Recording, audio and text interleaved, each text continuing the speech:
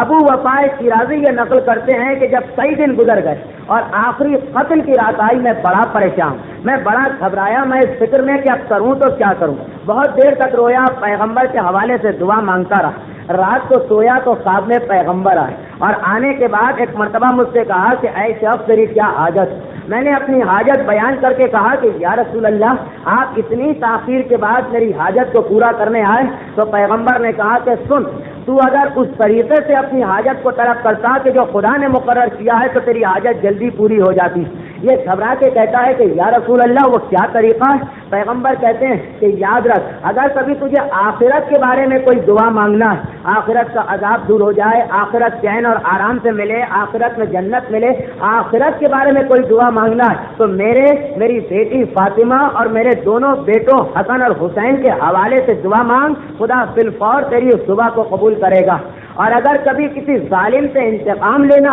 تو اس وقت میرے چچا کے بیٹے امیر المومنین کے حوالے سے دعا مانگ۔ یہ تو ہمارا جملہ ہے، پیغمبر نے نام لیا، میرے چچا کے بیٹے کے حوالے سے دعا مانگ، خدا فوراً تیرے ظالم سے انتقام لے گا۔ ابو وفا شیرازی کہتے ہیں کہ میں نے ایک مرتبہ پیغمبر کو روکا اور کہا کہ یا رسول اللہ، ان کے اوپر تو خود اتنے مظالم ہوئے، ان کے گلے میں رسی باندھی گئی، انہیں گلیوں میں گھمایا گیا، ان کی گلی کے اندر لکڑیاں لا کر مکان کو آگ لگائی گئی، ان کی بیوی کے اوپر مظالم کیے گئے، ان کے حق کو چھینا گیا، انہوں نے اپنے ظالم سے انتقام نہ لیا، میرے ظالم سے انتقام لیں گے؟ تو ایک مرتبہ پیغمبر نے کہا تو نہیں جانتا، یہ تو میرا اپنے بھائی سے ایک عہد تھا جسے میرے بھائی نے پورا کیا، اور اس عہد کی وجہ سے اپنے ظالم سے انتقام نہ لیا، ورنہ تو دیکھتا کہ کس طریقے سے وہ اپنے ظالم سے بھی انتقام لیتا ہے۔ بہرحال جب کبھی ظالم تیرے اوپر ظلم کرے اور تجھے انتقام لینا ہو تو ہمیشہ میرے چچا کے بیٹے کے حوالے سے دعا مانگ، اور کبھی اگر بادشاہ یا شیطان کی برائی سے محفوظ رہنا ہے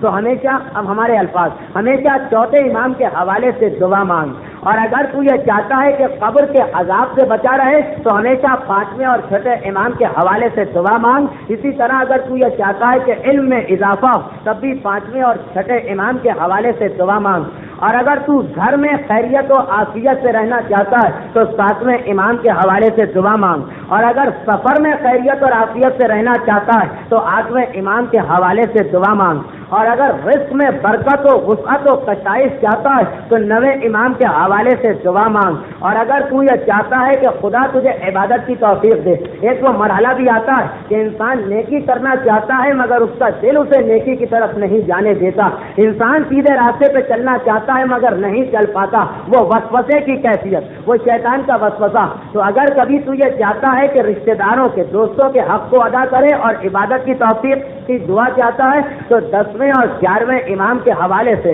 ہم ہمیشہ اپنی دعا کو مانگ، اور اگر کبھی تلوار تیری گردن پہ پہنچ جائے، اور یہ کہہ کر ابو وفا شیرازی کہتے ہیں کہ پیغمبر نے اپنی گردن کے اوپر اپنا ہاتھ رکھا اور کہا کہ اگر گردن پہ کبھی تلوار پہنچ جائے اور اتنی بڑی کوئی مصیبت نازل ہو جائے تو اس وقت میری نسل میں جو قائم ہے اس کے حوالے سے دعا مانگ، خدا فوراً تیری دعا کو قبول کرے گا۔ تو یہ طریقہ دعا ہمیں بتایا گیا۔